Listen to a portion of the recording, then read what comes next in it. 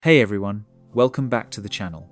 Tonight, we'll be diving into some absolutely wild revenge stories that'll help you drift off to sleep. I know, revenge stories for bedtime sounds counterintuitive, but there's something oddly satisfying about hearing how people got their perfect comeuppance right before you close your eyes. Plus, I've got my volume nice and low, the lighting's dim, and we're just going to let these stories wash over us like a gentle, vindictive lullaby. So, grab your favourite blanket, get comfortable, and let's dive into some stories that will make you believe karma really does come full circle. Our first story comes from someone who discovered that their co-worker had been stealing everyone's lunches for months and decided that turnabout is fair play. I work in a corporate office where we have a shared break room with several large refrigerators for employee lunches. For about 6 months, people had been complaining about missing food. Not just cheap sandwiches either, but expensive salads, gourmet leftovers, and specialty items that people had specifically brought from home or ordered for delivery. The thefts were getting bolder too. Someone would put their name clearly on a container, and by lunchtime, it would be gone. People started bringing insulated bags to keep food at their desks, but even that wasn't always safe. The lunch thief seemed to strike randomly, making it impossible to predict who would be targeted next. Management sent out multiple emails about respecting other people's property, but the thefts continued. Some people tried hiding their food behind other items or putting fake names on containers, but nothing worked. The thief was persistent and apparently had no shame about taking clearly marked food that belonged to other people. I became suspicious of Derek from accounting when I noticed he never seemed to bring lunch from home, but was always eating elaborate meals in the break room. When people complained about missing food, Derek would always express sympathy and outrage, saying how terrible it was that someone would steal from their co-workers. The confirmation came when I forgot my laptop charger and had to go back to the office late one evening. I saw Derek's car in the parking lot, which was odd since accounting usually left by 5:30.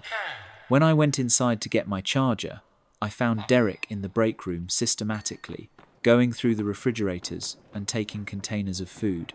He had a large insulated bag and was carefully selecting the most expensive-looking items. When he saw me, Derek tried to claim he was just cleaning out old food, but several of the containers he'd taken had dates from that same day. Rather than confront Derek directly, I decided he needed to learn what it felt like to have his food stolen, but with a twist that would make the lesson more memorable. I started bringing special lunches designed specifically for Derek's theft habit. The first trap was subtle.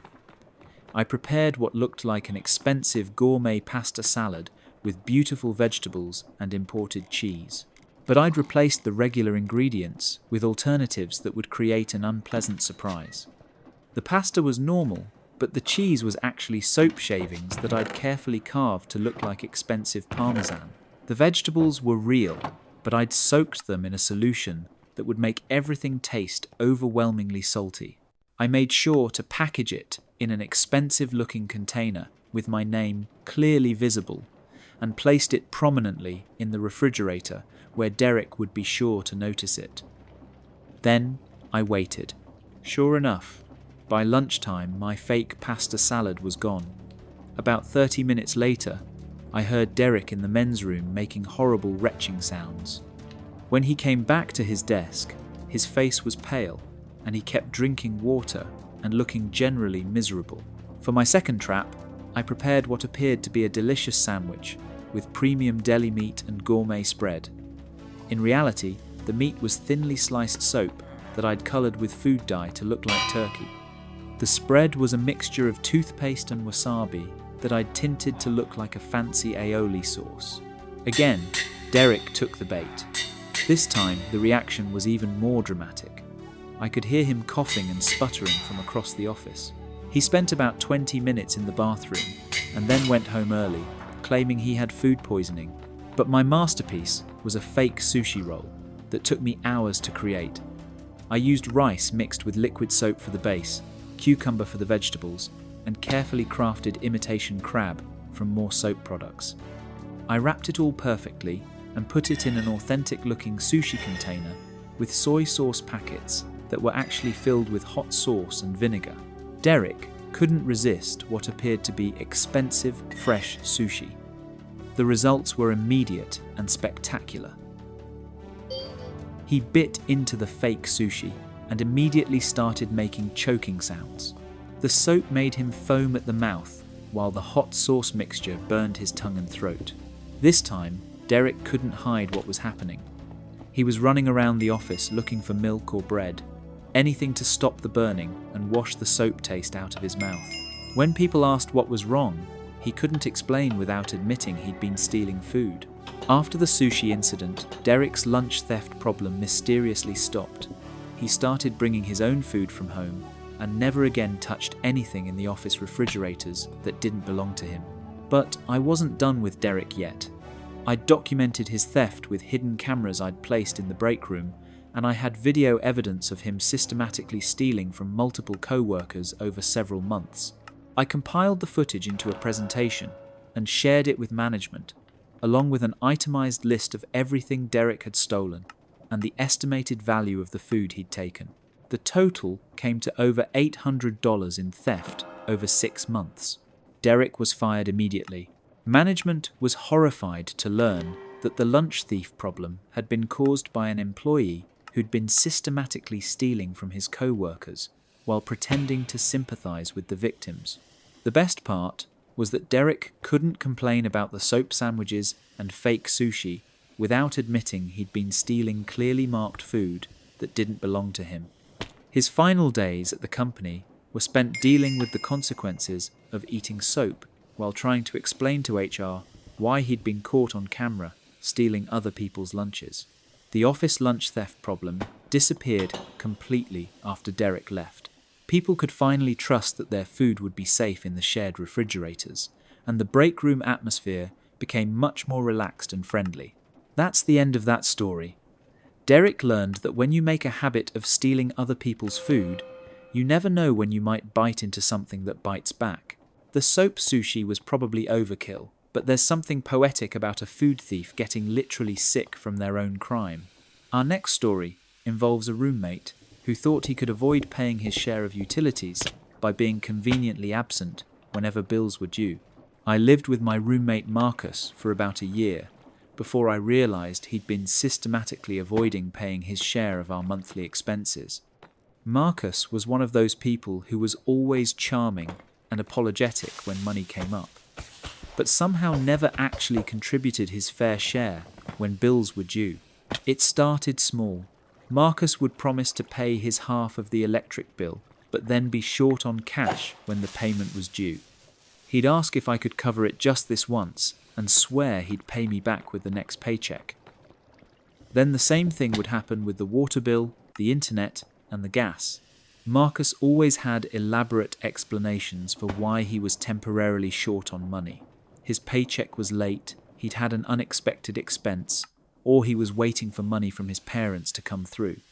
He'd show me bank statements or pay stubs that seemed to support his stories, and he was so convincing that I genuinely believed these were temporary problems.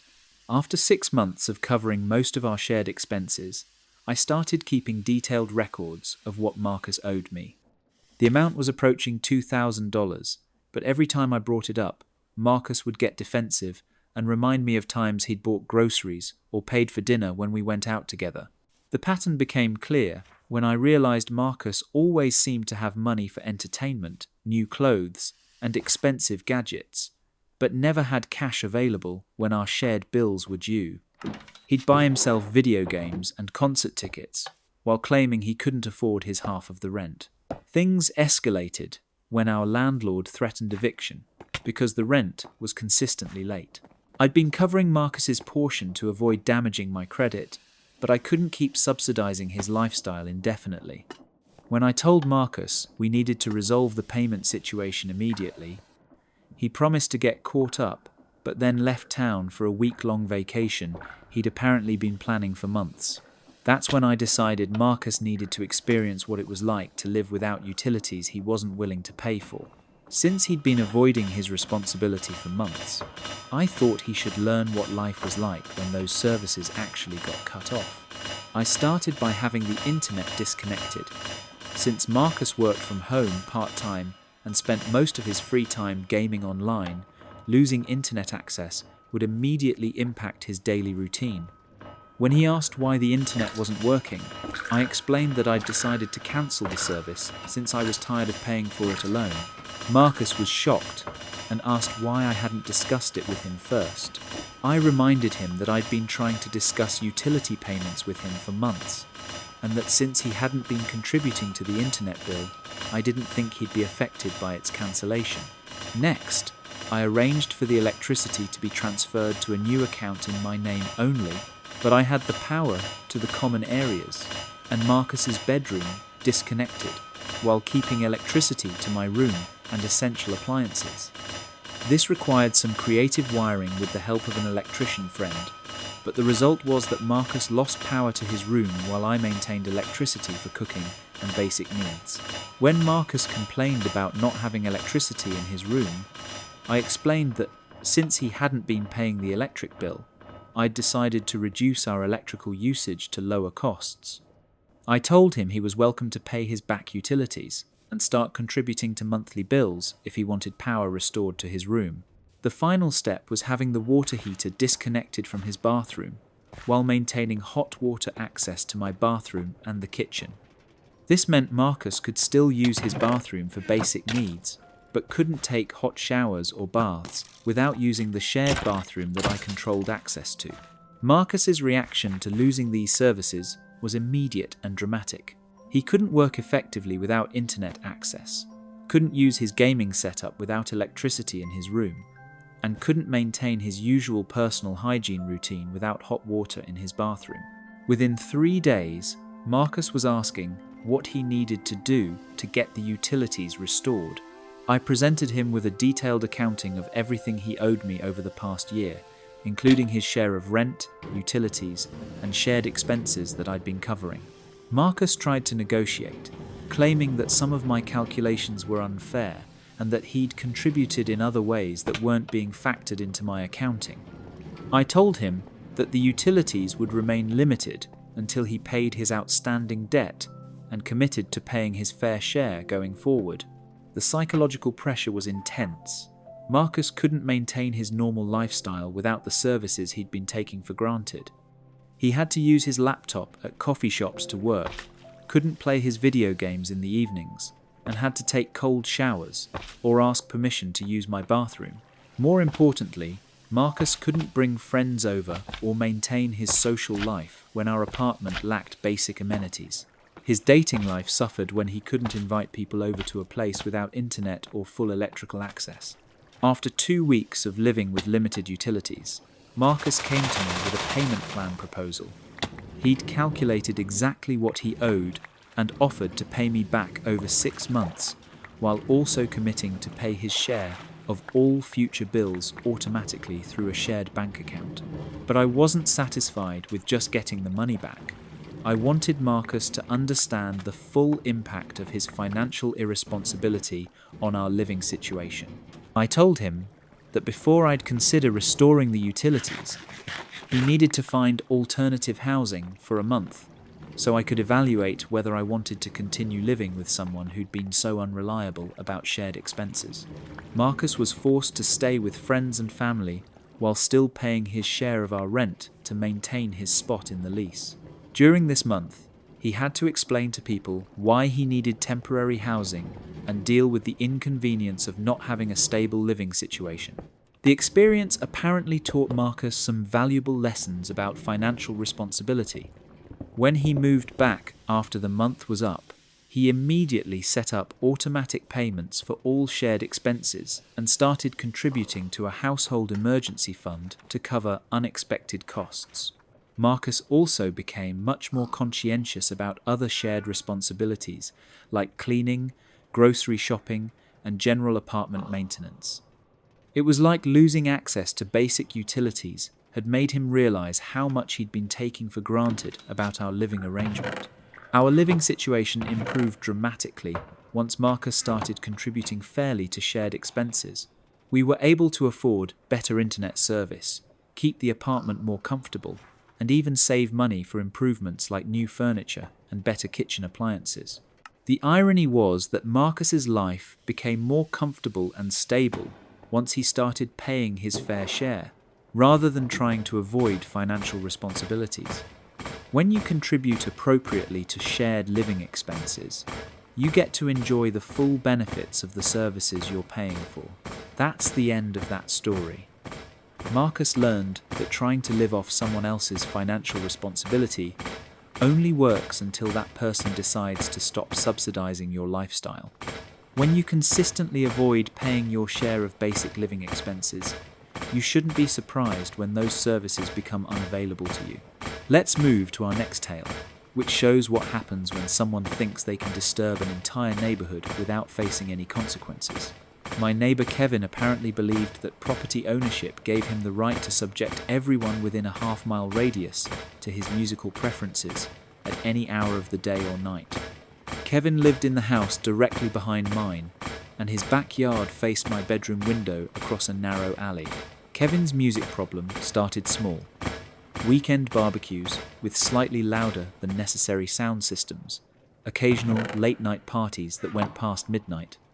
Most neighbors were tolerant because everyone deserves to enjoy their property sometimes, and Kevin seemed like a decent enough guy when you talked to him directly. But Kevin's music habits escalated dramatically over the course of 6 months. What started as weekend parties became nightly concerts. Kevin installed professional-grade speakers in his backyard and started hosting what he called open mic nights for local musicians who were apparently all fans of extremely loud, aggressive music genres.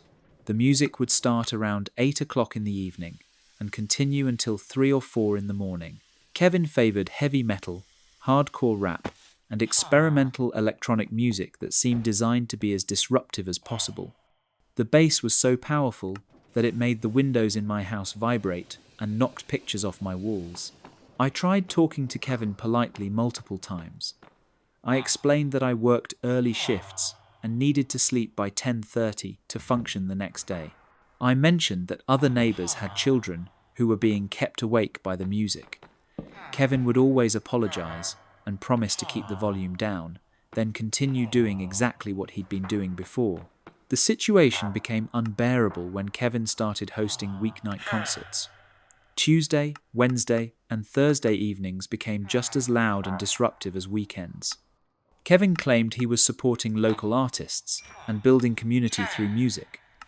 But what he was actually doing was making it impossible for working people to get adequate sleep. I called the police several times, but they were often too busy to respond quickly to noise complaints. When officers did show up, Kevin would temporarily turn down the music and act cooperative, then resume the loud concerts as soon as the police left. Kevin's attitude became increasingly arrogant as he realized there weren't immediate consequences for his behavior. He started making comments about how people who didn't appreciate music should move to quieter neighborhoods. He said that his property rights included the freedom to enjoy music at whatever volume he chose. That's when I decided Kevin needed to learn what it felt like to have someone else's noise preferences imposed on his daily life. If Kevin thought loud music at inappropriate hours was acceptable, I was happy to provide him with a similar experience tailored to his schedule and preferences. I did some research and discovered that Kevin worked from home as a freelance graphic designer. His peak productivity hours were between 10 in the morning and 3 in the afternoon, when he needed quiet concentration to work on detailed projects for clients. I also learned that Kevin was a late sleeper who rarely got up before 9:30 in the morning. His loud evening concerts meant he typically didn't fall asleep until 4 or 5 in the morning, so he depended on being able to sleep in to get adequate rest. Armed with this information, I developed a noise campaign that would target Kevin's most vulnerable hours.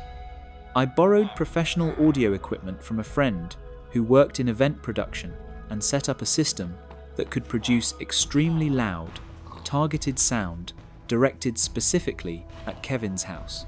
My morning concert series began at 6:30 each day with a carefully curated playlist of the most obnoxious music I could find. I specialised in children's songs, opera, bagpipe music, and experimental jazz that featured discordant instruments and irregular rhythms. The volume was precisely calibrated to be as loud as Kevin's evening concerts, but delivered when he was trying to sleep. Kevin's first reaction was to pound on my door and demand that I turn off the music. I politely explained that I was enjoying my morning music routine and that I'd keep the volume at reasonable levels, just like he did with his evening concerts. When Kevin pointed out that 6:30 in the morning was too early for loud music, I reminded him that 3 in the morning was also too late for loud music. The morning concerts continued daily, targeting Kevin's sleep schedule with the same ruthless consistency he'd been using to target everyone else's sleep. I played polka music, mariachi bands, children's educational songs, and experimental electronic music that featured random loud noises and sudden volume changes. But I didn't stop at morning concerts. I also implemented lunchtime noise sessions designed to disrupt Kevin's work hours. Between noon and 1:30 each day, I played the most distracting music possible at high volume.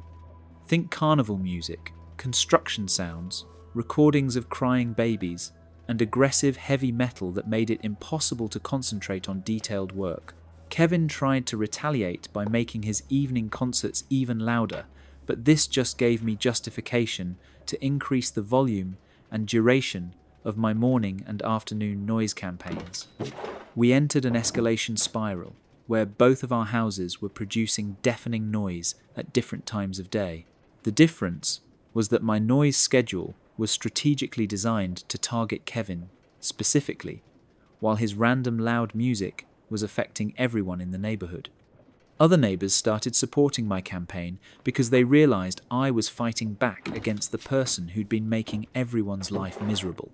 After 2 weeks of sleep deprivation and work disruption, Kevin was clearly suffering. He looked exhausted, he was making mistakes on client projects, and his usually arrogant attitude had been replaced by desperate frustration. The bags under his eyes were impressive, and he'd started drinking excessive amounts of coffee just to stay functional during the day. Kevin tried negotiating a ceasefire, suggesting that we could both agree to keep our music at reasonable volumes and stick to appropriate hours. But I wasn't interested in negotiation until Kevin acknowledged the impact his behavior had been having on the entire neighborhood.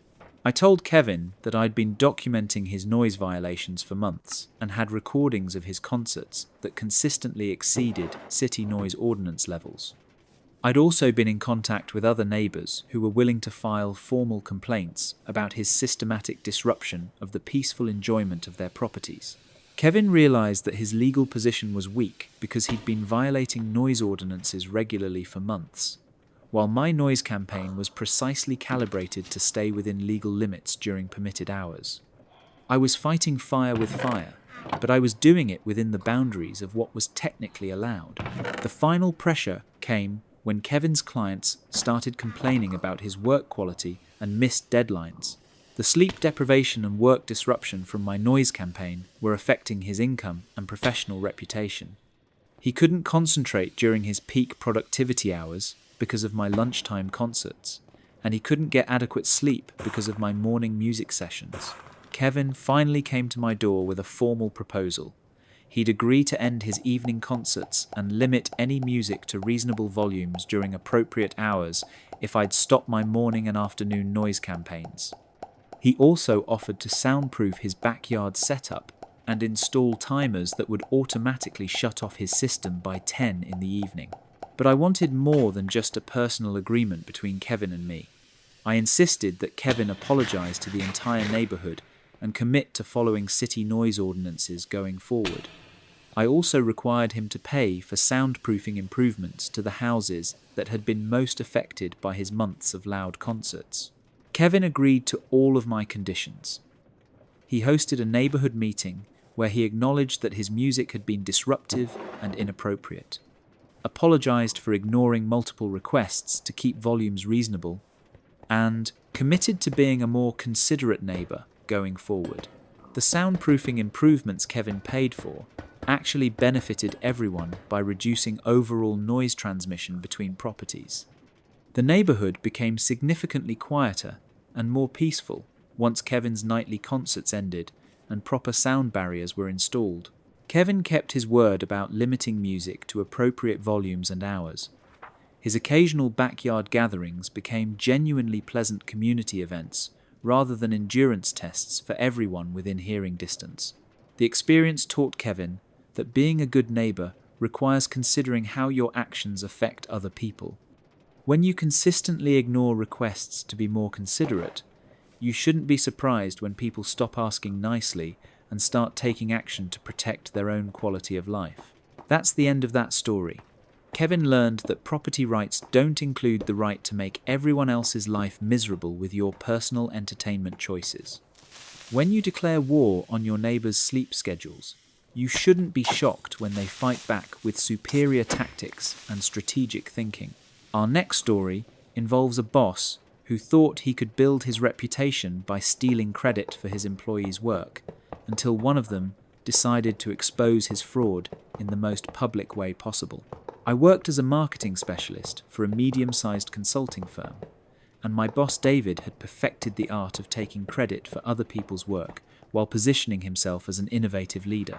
David was smooth, charismatic, and excellent at presenting ideas to upper management, but he rarely generated original concepts or did any actual creative work.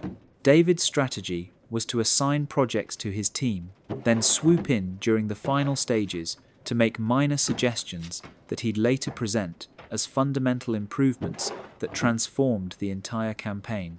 He'd use phrases like building on the foundation the team established, or taking the initial concept to the next level to make it sound like his contributions were the key to any project's success. The system worked because David controlled all communication with upper management. Team members rarely had direct contact with executives, so they couldn't correct David's misrepresentations of who had contributed what to various projects. David would present our work in meetings we weren't invited to, taking credit for our ideas while positioning us as competent but unremarkable employees who helped execute his vision. I became David's primary target after I developed a comprehensive social media strategy that generated significant new business for our largest client. I'd spent 6 weeks researching their target demographics, analyzing competitor approaches, and creating a detailed campaign that addressed specific gaps in their market presence. The strategy was innovative and successful, leading to a 25% increase in the client's social media engagement and measurable improvements in their brand recognition. It was exactly the kind of high-impact work that could lead to a promotion and substantial bonus. That's when David struck. He presented my entire strategy to the executive team as his own creation, using my research, my creative concepts, and my implementation plan, while claiming he'd been developing this approach for months. He described me as a capable team member who'd helped with research and execution, but positioned himself as the strategic mastermind behind the campaign's success. The executives were impressed, and David received recognition for what they called breakthrough thinking and innovative leadership. Meanwhile, I had to sit in team meetings listening to David accept praise for work I'd created, while being described as a supporting player in his visionary campaign. When I confronted David privately about taking credit for my work, he claimed that as my supervisor, all of my work was ultimately his responsibility, and that he'd provided the guidance and oversight that made my contributions possible. He said that in a team environment, individual credit was less important than collective success. David's theft of my work wasn't just insulting, it was strategically damaging to my career.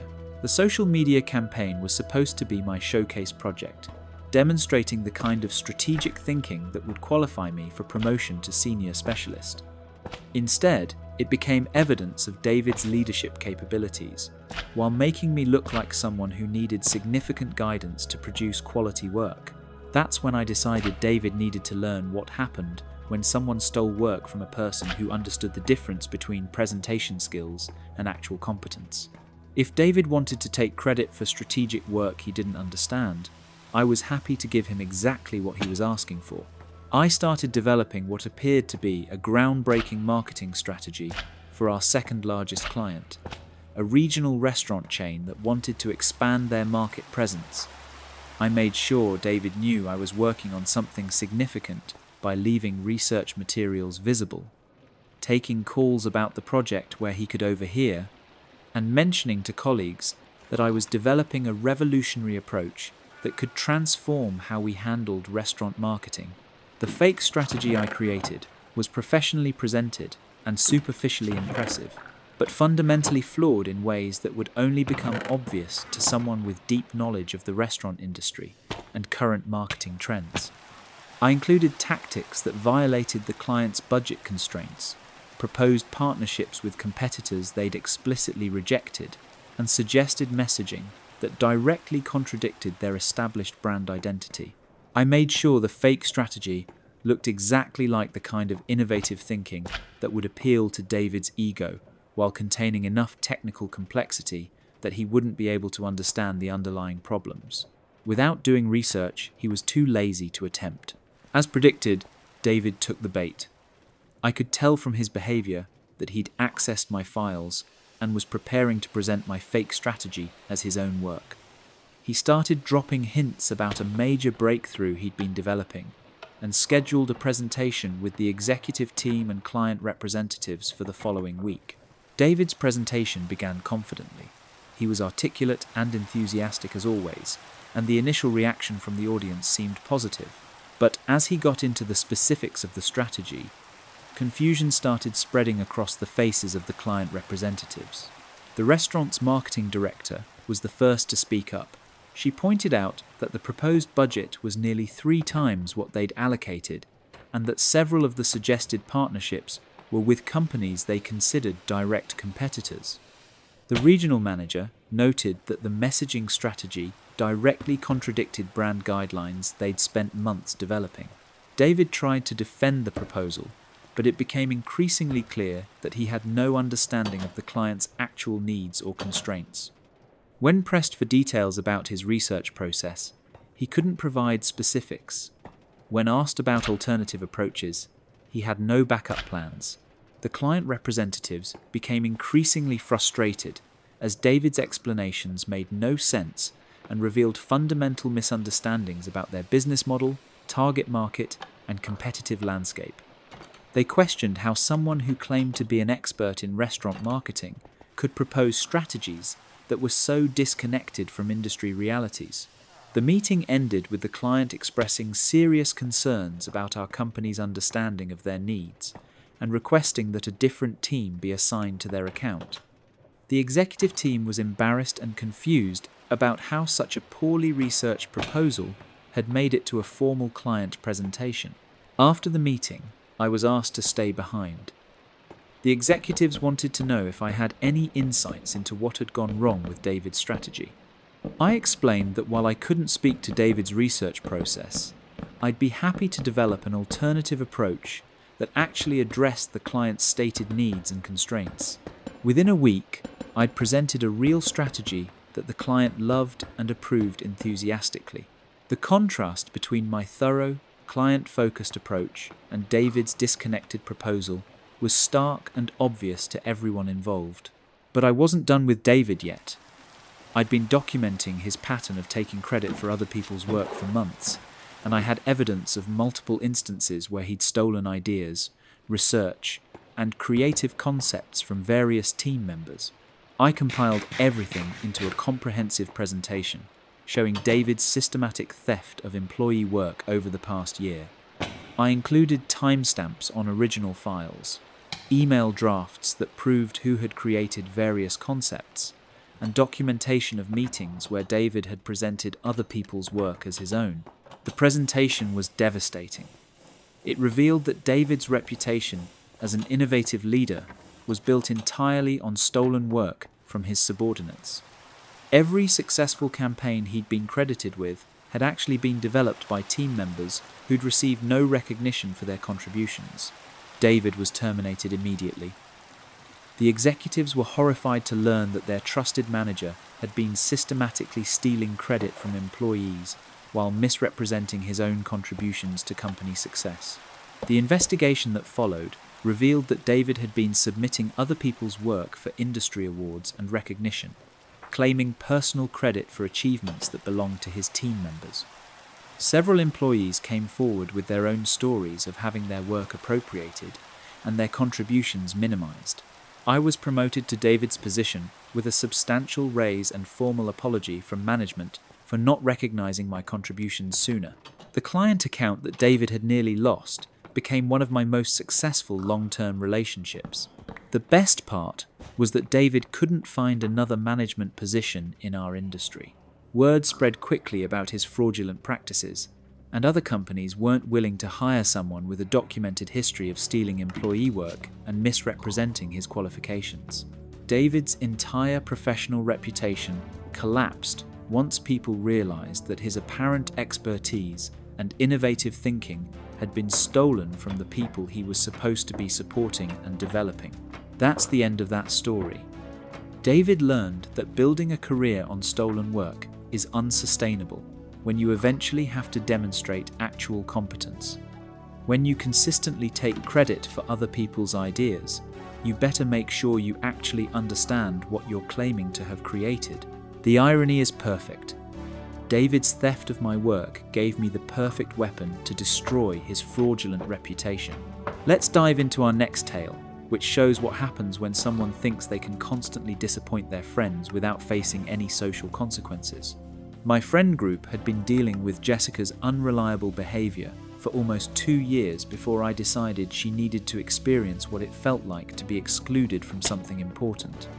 Jessica was one of those people who always said yes to plans, got everyone excited about group activities, and then cancelled at the last minute with elaborate excuses about why she couldn't participate.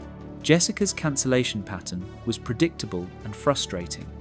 She'd enthusiastically agree to dinner reservations, concert tickets, weekend trips, and birthday celebrations, then text the group chat hours before the event with some crisis that prevented her from attending. The excuses were always dramatic enough to make you feel guilty for being annoyed, but they happened so consistently that it became clear Jessica was prioritizing other activities over her commitments to us. The cancellations were expensive and disruptive. When someone backs out of dinner reservations at the last minute, the remaining people have to split larger checks and deal with awkward group dynamics. When someone doesn't show up for weekend trips, their portion of shared accommodations and transportation still needs to be covered by everyone else. More importantly, Jessica's unreliability was affecting the entire group's ability to make plans.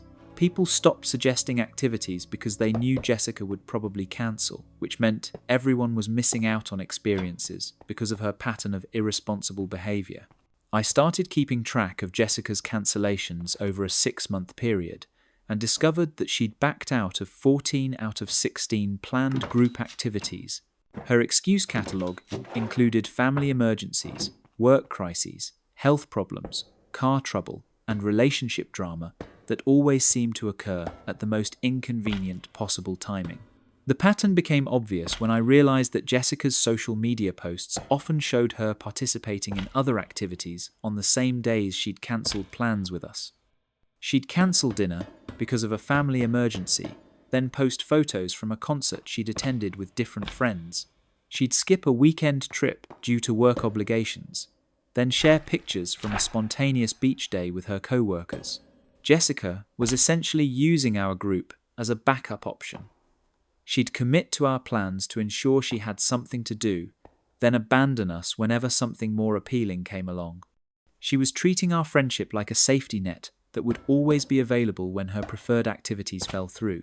The breaking point came when Jessica cancelled her attendance at my birthday dinner just 3 hours before the reservation, claiming she had a family emergency that required immediate travel.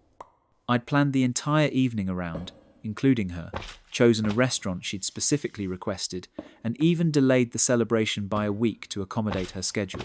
The next day, Jessica's social media showed her at a music festival with people I'd never seen before. Apparently, her family emergency had resolved itself quickly enough for her to attend a multi-day outdoor concert that she'd never mentioned to any of us. That's when I decided Jessica needed to learn what it felt like to be consistently excluded from important social events. If she valued our friendship so little that she'd lie about emergencies to prioritize other activities, she should experience what it was like to not have our group as a backup option. I started by organizing activities without including Jessica. Instead of planning events for our usual group of 6 people, I began hosting gatherings for the 5 reliable friends who actually showed up when they committed to plans. I didn't announce this change or make it obvious. I just stopped automatically including Jessica in group chats about upcoming activities. The first few exclusions were subtle. I organized a wine tasting evening and invited everyone except Jessica. When she found out about it through social media posts, I explained that I'd planned it for a smaller group and hadn't thought she'd be interested since she'd been so busy with other commitments lately. Then I escalated to more significant events. I planned a weekend trip to a cabin in the mountains, inviting everyone who'd been reliable about attending group activities. When Jessica asked why she hadn't been included, I told her that I'd learned to plan around people's availability patterns and had assumed she'd probably cancel anyway. The exclusions became more pointed when I started hosting events that Jessica would definitely want to attend. I organised a group trip to see our favourite band in concert, getting tickets that I knew Jessica would be excited about. I planned a birthday celebration at an exclusive restaurant Jessica had been wanting to try. I arranged a weekend spa retreat to celebrate one friend's promotion. Each time Jessica discovered she'd been excluded from these special events, I had the same explanation. I'd stopped including people who couldn't be counted on to follow through on commitments. I told her that planning around reliable friends had made our group activities more enjoyable and less stressful for everyone involved. Jessica initially tried to argue that her cancellations had always been due to legitimate emergencies, and that excluding her was unfair. I reminded her of specific instances where her supposed emergencies had been contradicted by her social media activity, making it clear that I'd been paying attention to her patterns of dishonesty. The psychological impact on Jessica was significant. She'd been taking our friendship for granted, assuming we'd always be available as a backup option when her preferred plans fell through. Suddenly finding herself excluded from group activities made her realize what she'd been losing through her unreliable behavior. Jessica tried to rejoin the group by promising to be more reliable and committed to future plans. She offered to pay deposits for events to prove her commitment and suggested that we could implement penalties for cancellations to hold everyone accountable. But I wasn't interested in giving Jessica another chance to disappoint everyone. She'd had nearly 2 years to demonstrate that she valued our friendship enough to honor her commitments, and she'd consistently chosen to prioritize other activities over her obligations to us. Instead, I told Jessica that our friend group had evolved to include people who were genuinely committed to maintaining consistent social connections. I explained that her pattern of cancellations and dishonesty had damaged the trust that's necessary for planning group activities and maintaining close friendships. The exclusions became permanent when the rest of the group supported my decision to stop including Jessica in our activities. Everyone was relieved to be able to make plans without worrying about last-minute cancellations, and our group dynamics improved significantly once we were dealing with people who actually showed up when they committed to events.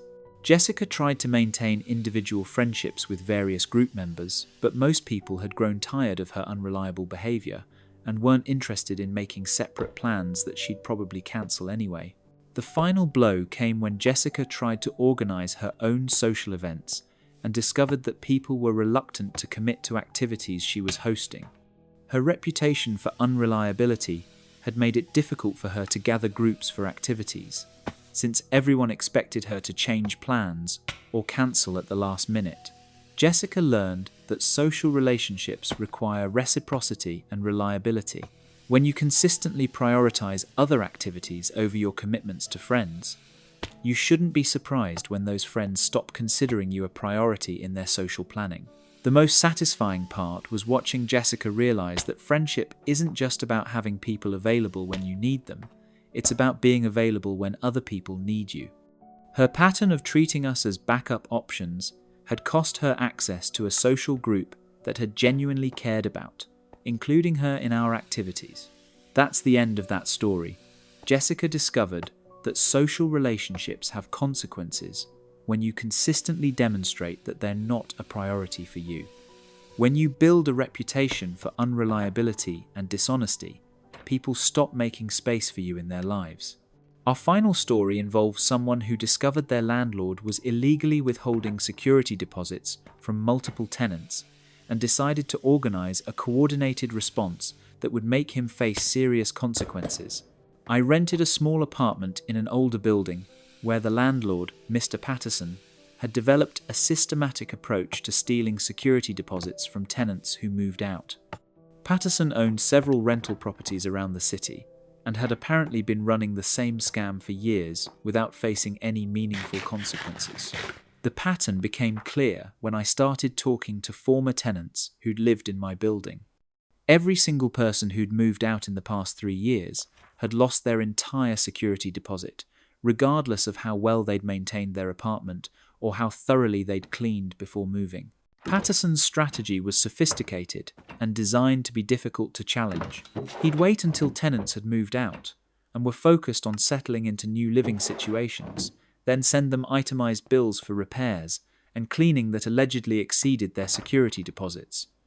The bills were always professionally formatted and included charges for things like deep cleaning, carpet replacement, wall repainting, and minor repairs that seemed plausible but were actually unnecessary or overpriced.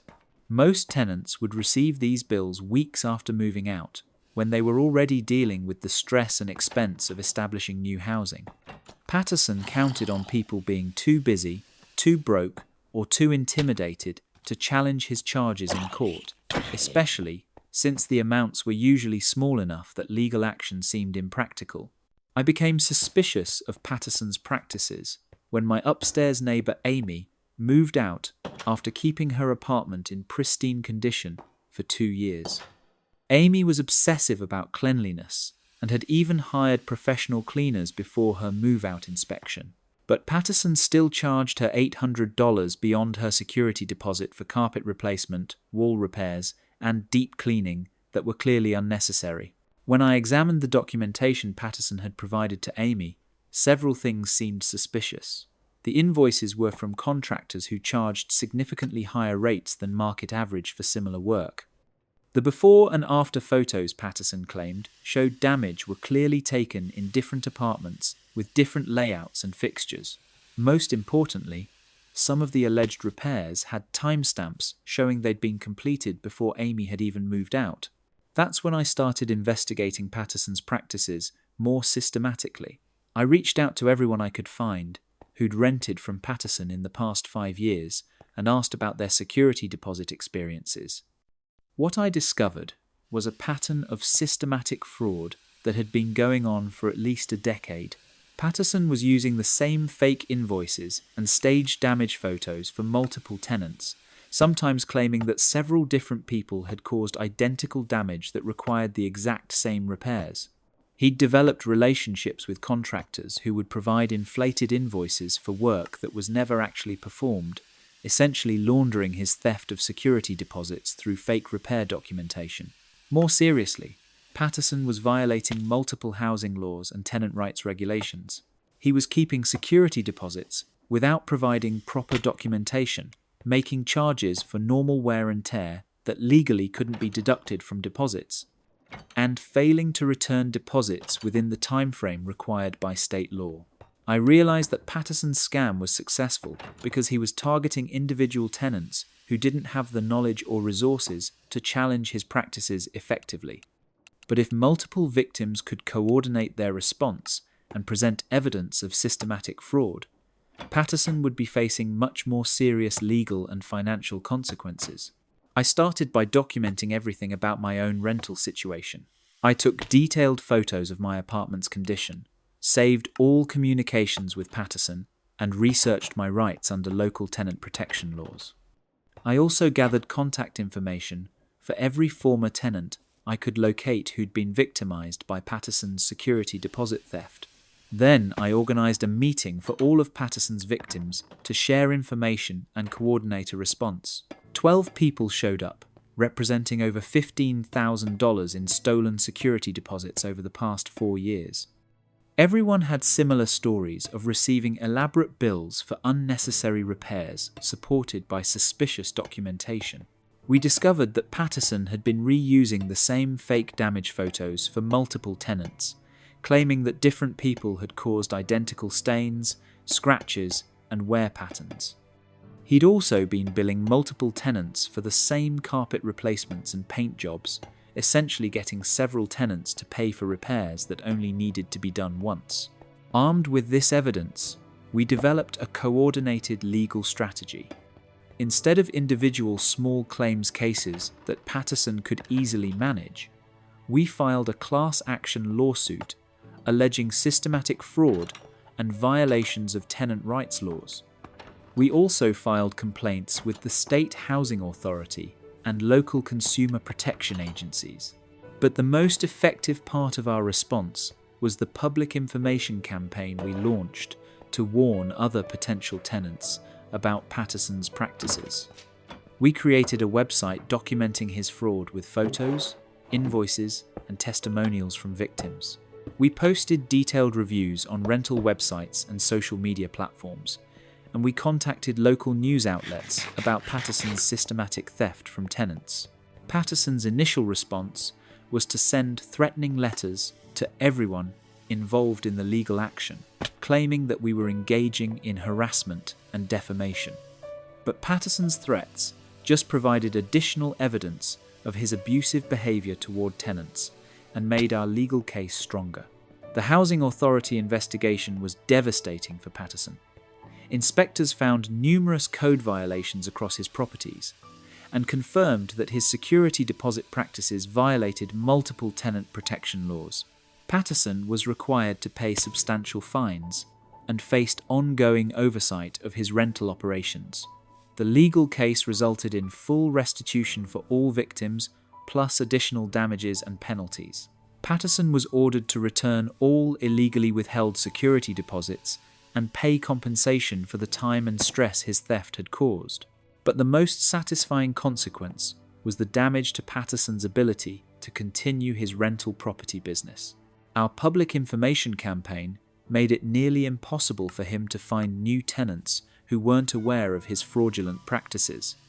His properties sat empty for months because anyone who researched him online would discover extensive documentation of his systematic theft from previous tenants. Patterson eventually sold most of his rental properties rather than deal with the ongoing legal and financial consequences of his fraud.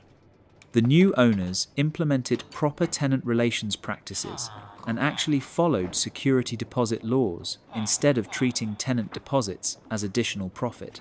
The experience taught me that predatory landlords like Patterson rely on tenants being isolated and uninformed about their rights.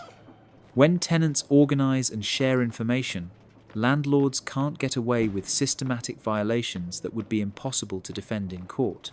Patterson had been stealing from tenants for years because he calculated that individual victims wouldn't have the resources or knowledge to challenge his practices effectively. But when those individual victims became an organized group with legal representation and documented evidence, his entire business model collapsed. The coordinated response not only recovered our stolen money, it also prevented Patterson from victimizing future tenants who would have fallen for the same scam. Sometimes, the most important aspect of revenge is protecting other people from experiencing the same abuse you've endured. That's the end of that story. Patterson learned that systematic theft only works when your victims don't realize they're being systematically targeted. When tenants start comparing notes and organizing responses, landlords who've been running illegal schemes find themselves facing consequences they never anticipated. Let's dive into our next story, which shows what happens when someone makes a habit of borrowing things they have no intention of returning. My co-worker, Sarah, had developed what she called a sharing economy philosophy about other people's belongings, which was really just an elaborate justification for permanent borrowing without permission.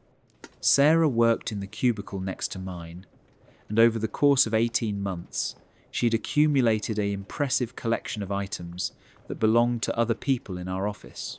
It started innocuously enough. Sarah would ask to borrow a pen during meetings, then never return it. She'd take staplers from other people's desks when hers ran out of staples, rather than asking maintenance for refills.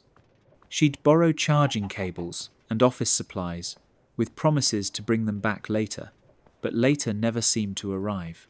Sarah's borrowing escalated to more personal items when she realized most people were too polite to demand their belongings back directly. She'd admire someone's coffee mug, ask if she could borrow it for her afternoon tea, then keep it permanently on her desk as if it had always been hers. She'd compliment co-workers on their desk accessories or office decorations. Then somehow, those items would migrate to her workspace over the following weeks. The most annoying aspect of Sarah's behavior was how she'd act genuinely confused when people asked for their things back. She'd claim she'd forgotten who she'd borrowed items from, or suggest that she'd thought they were communal office supplies rather than personal belongings. She'd even ask people to prove that specific items belonged to them, as if the burden was on the original owners to justify wanting their own possessions returned. Sarah's borrowing became systematic and strategic. She'd identify co-workers who were conflict-averse or too busy to track down missing items, then target them repeatedly. She seemed to have a mental inventory of who owned what and who was least likely to confront her about unreturned belongings. I became one of Sarah's primary targets after she noticed that I had high-quality office supplies and personal items that were nicer than the standard company-provided equipment. Over 6 months, Sarah borrowed and never returned my good stapler, my ergonomic scissors, my premium pens, my coffee mug, my desk lamp, and even a small plant that I'd brought from home to brighten my workspace. Each time, I'd ask Sarah about returning specific items. She'd have elaborate explanations about why she still needed them temporarily. She'd promise to return things at the end of the week, then act surprised when I brought it up again later. Eventually, I realized that asking politely was never going to result in getting my belongings back. That's when I decided Sarah needed to learn what it felt like to have her own possessions systematically borrowed without any intention of return. If Sarah believed in a sharing economy for other people's belongings, she should be willing to participate when she was the one doing the sharing. I started by observing Sarah's daily routines and identifying items she used regularly and would definitely miss if they disappeared. Sarah had expensive coffee from a specialty shop that she bought fresh every Monday morning. She had a collection of designer pens that she'd obviously invested money in. She kept personal snacks in her desk drawer and had a small radio that she listened to during lunch breaks. My borrowing campaign began subtly. When Sarah stepped away from her desk, I'd borrow her premium coffee beans, taking just enough that she'd notice her supply was running low faster than expected. I'd borrow her favourite pens during meetings, then keep them at my desk, just like she did with other people's belongings. Sarah's initial reaction was confusion rather than suspicion. She'd mention that her coffee seemed to be lasting as long as usual, or she'd look around for pens that she was sure she'd left on her desk. I'd helpfully suggest that maybe she was using more coffee than she remembered, or that her pens had probably just gotten mixed in with other office supplies. I escalated my borrowing to more obvious items. I borrowed Sarah's desk radio while she was in a meeting, then kept it at my workspace and started playing music during my lunch break. When Sarah asked if I'd seen her radio, I told her I'd found it in the break room and assumed it was communal equipment that anyone could use. The borrowing became more systematic as I started taking items that Sarah used daily. I'd borrow her scissors when she was away from her desk, then use them openly while she was searching for them. I'd take her stapler during busy periods when she'd definitely need it, then act helpful by offering to let her borrow mine temporarily.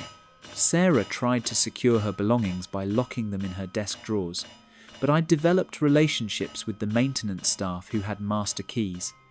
I'd explained that I needed to borrow something from Sarah's desk for a project we were supposedly collaborating on, then take whatever items I wanted while she was out of the office. The psychological impact on Sarah was immediate and intense. She'd become frustrated and paranoid about her missing belongings, constantly checking her desk and asking co-workers if they'd seen her things. The experience of having her own possessions systematically taken was clearly different from the casual borrowing she'd been doing to other people. After 2 weeks of having her belongings regularly borrowed without return, Sarah came to me asking if I'd noticed anything suspicious happening around our desks. She said someone seemed to be taking her things and wondered if I'd seen anyone going through her workspace. I told Sarah that I'd noticed some items moving around, but that it was probably just normal office sharing and that things usually turned up eventually. I suggested that maybe she was just misremembering where she'd put things, or that her belongings were getting mixed in with communal supplies. Sarah became increasingly frantic about her missing possessions. She started labeling everything with her name and keeping an inventory of her desk contents. She even installed a small security camera to monitor her workspace, though she had to be subtle about it since personal surveillance equipment wasn't technically allowed in our office. That's when I revealed the truth about my borrowing campaign. I invited Sarah to a private meeting and presented her with a detailed inventory of everything she'd taken from co-workers over the past 18 months. I had photos, receipts, and witness statements documenting her systematic borrowing without return. Then I showed Sarah all of her belongings that I'd systematically borrowed over the past 2 weeks. Her coffee, her pens, her radio, her scissors, her stapler, and various other items were all organised neatly in a box with her name on it. I explained that I'd been demonstrating what it felt like to have your possessions taken by someone who had no intention of returning them. I told Sarah that her borrowing without permission was effectively theft, and that her refusal to return items was making her co-workers feel violated and disrespected. Sarah initially tried to argue that her borrowing was different because she'd always intended to return things eventually. I pointed out that intentions didn't matter if the behavior was consistently resulting in permanent appropriation of other people's belongings. The confrontation became a teaching moment when I gave Sarah a choice. She could return every item she'd borrowed from co-workers and commit to asking permission before taking anything in the future. Or I could share my documentation of her systematic theft with management and let them handle the situation. Sarah chose to make amends. She spent the next week returning items to their original owners and apologising for keeping things longer than appropriate.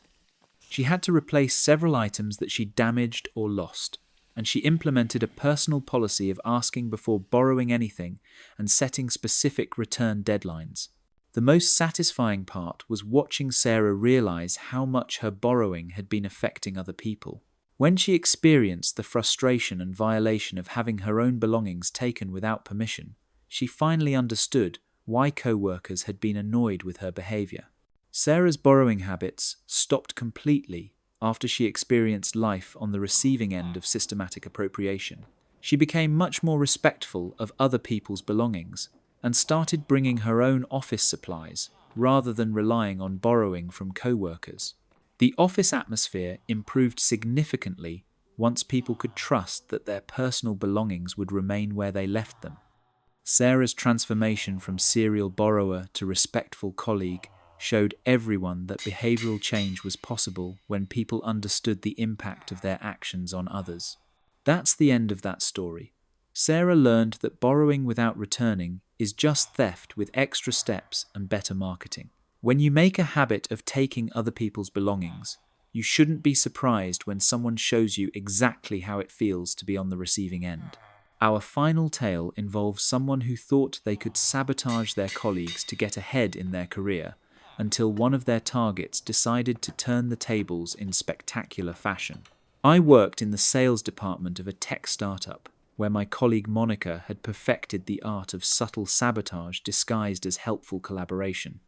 Monica was ambitious, intelligent, and ruthlessly strategic about eliminating competition for promotions and high-profile accounts. Monica's sabotage tactics were sophisticated enough to maintain plausible deniability while being devastating to her targets. She'd volunteer to help with important presentations, then make small changes that would cause technical problems during crucial moments. She'd offer to coordinate team projects, then provide conflicting information to different team members that would result in missed deadlines and confused clients. The most insidious aspect of Monica's behavior was how she'd position herself as the solution to problems she'd created. When her sabotage caused projects to fail or presentations to go wrong, Monica would swoop in with fixes and alternatives that made her look competent and reliable, while making her targets appear incompetent and unprepared. Monica had been targeting me specifically for about 8 months, ever since we'd been identified as the top candidates for a senior sales position that would come with a substantial salary increase and equity options. Monica seemed determined to eliminate me as competition by systematically undermining my work and reputation. Her sabotage of my projects started small. Monica would offer to help with client research, then provide outdated or inaccurate information that would make my presentations less effective. She'd volunteer to coordinate meetings with potential clients, then schedule them at times when she knew I had conflicts or wouldn't be adequately prepared. Monica escalated her tactics when she realized subtle sabotage wasn't destroying my reputation quickly enough. She started making changes to my presentation files that would cause them to malfunction during important meetings. She'd edit shared documents to include errors that would make me look careless and unprofessional. She even went so far as to cancel client meetings on my behalf, then act surprised when clients complained about being stood up. The most damaging incident occurred when Monica volunteered to help me prepare for a presentation to our biggest potential client. She offered to review my materials and provide feedback, which seemed like genuine collegiality since we were supposedly working toward the same company goals. Monica's sabotage of this presentation was masterful and nearly destroyed my relationship with the client. She'd made subtle changes to my financial projections that contained significant errors, modified my timeline in ways that made our proposed implementation seem unrealistic, and even changed contact information so that follow-up communications would be misdirected. The presentation was a disaster. The client caught the errors in my financial projections immediately and questioned whether our company was competent enough to handle their account. The timeline issues made me look like I didn't understand the scope of their project, and the wrong contact information made it seem like I hadn't done basic research about their organization. Monica was present during this presentation and helpfully pointed out the errors while expressing surprise that I'd made such fundamental mistakes. She offered alternative solutions and corrected information that made her appear knowledgeable and prepared, while I looked incompetent and unreliable. After the meeting, Monica privately expressed sympathy for my poor performance and offered to help me improve my presentation skills. She suggested that perhaps I was feeling overwhelmed by the pressure of competing for the senior position, and that maybe I should consider focusing on accounts that were more appropriate for my skill level. That's when I realized Monica had been systematically sabotaging my work while positioning herself as a helpful colleague who was trying to support my professional development. Her concern and offers to help were actually part of a calculated campaign to destroy my reputation and eliminate me as competition for the promotion. I decided Monica needed to experience what it felt like to have her own sabotage tactics used against her, but with superior strategy and more devastating consequences. If Monica wanted to play games with other people's careers, she was about to learn what happened when she targeted someone who could play those games better than she could. I started by documenting Monica's sabotage patterns and gathering evidence of her systematic campaign against me and other colleagues. I discovered that I wasn't Monica's only target. She'd been undermining several people who posed potential competition for advancement opportunities. But instead of reporting Monica's behavior immediately, I decided to set a trap that would expose her sabotage methods while demonstrating her incompetence when she couldn't rely on destroying other people's work to make herself look good. I created a fake project that appeared to be a major opportunity, but was actually designed to showcase Monica's sabotage tactics and her inability to succeed without undermining others.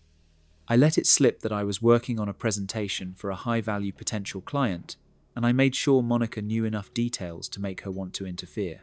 The fake presentation I developed was professionally formatted and contained legitimate-looking content, but it was designed with built-in traps that would expose anyone who tried to sabotage it. I included tracking software that would log any changes made to the files, hidden backup versions that would reveal modifications, and even fake information that would only be problematic if someone tried to use it maliciously. As predicted, Monica took the bait. She offered to help review my materials and provide feedback, which gave her access to the files she needed to implement her sabotage tactics. But this time, every change she made was being documented and recorded by the tracking software I'd installed.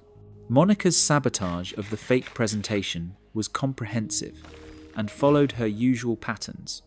She introduced errors into financial calculations, modified timelines to seem unrealistic, changed contact information, and even added sections that would make me appear unprofessional and unprepared. But the trap was that there was no actual client presentation. Instead, I'd scheduled a meeting with our management team where I planned to present evidence of Monica's systematic sabotage campaign against multiple colleagues. The management presentation was devastating for Monica.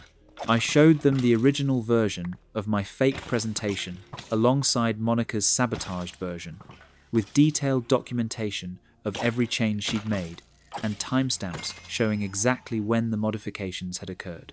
More importantly, I presented evidence of Monica's sabotage campaigns against other colleagues over the past 2 years. I had tracking logs showing her unauthorized modifications to shared files, email evidence of her providing misleading information to team members, and even recorded conversations where she'd tried to coordinate sabotage efforts. The presentation revealed that Monica's apparent success had been built entirely on undermining other people rather than developing her own competencies. Every promotion she'd received and every account she'd won had been the result of destroying her colleagues' work rather than creating superior alternatives. Monica tried to defend herself by claiming that her modifications to files had been legitimate collaboration and that any problems with shared projects had been the result of miscommunication rather than deliberate sabotage. But the evidence was overwhelming and clearly showed a pattern of systematic interference designed to damage other people's work. The investigation that followed revealed that Monica's sabotage had cost the company several major accounts and had damaged relationships with clients who'd been frustrated by presentations that contained obvious errors and inconsistencies. Monica was terminated immediately and faced potential legal action for her deliberate interference with company business and client relationships. The management team was horrified to learn that someone they'd viewed as a high-performing employee had actually been systematically undermining the company's success.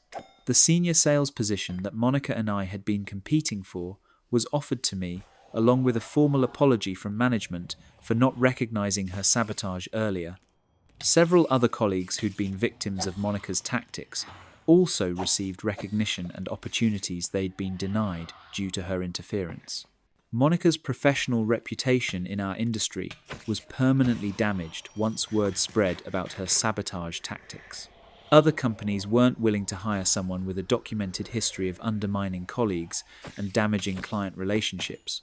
The most satisfying aspect of Monica's downfall was that she'd been defeated by her own tactics, turned back on her with superior execution. She'd spent so much time perfecting ways to destroy other people's work that she'd never developed the skills needed to succeed through legitimate competence. That's the end of that story. Monica learned that building a career on sabotage is unsustainable when you eventually encounter someone who's better at strategy than you are. When you make enemies by systematically undermining colleagues, you shouldn't be surprised when one of them turns your own methods against you with devastating effectiveness. And that's where we'll wrap up tonight's collection of revenge stories. These tales of perfectly orchestrated payback show us that patience, creativity, and strategic thinking often deliver the most satisfying justice. The best revenge stories aren't about cruelty or violence. They're about using intelligence and determination to ensure that people face appropriate consequences for their actions. If you enjoyed these and want even more, don't forget to leave a like and consider subscribing as I narrate stories similar to these every evening. Hope to see you again tomorrow. Take care.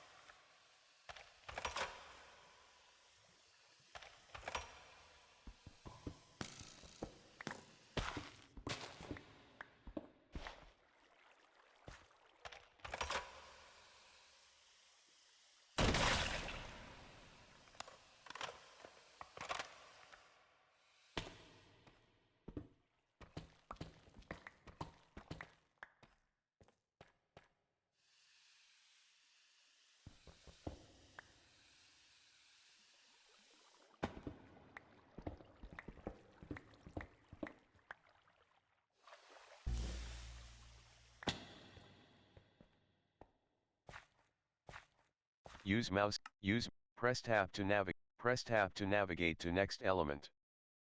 Use narrator, off.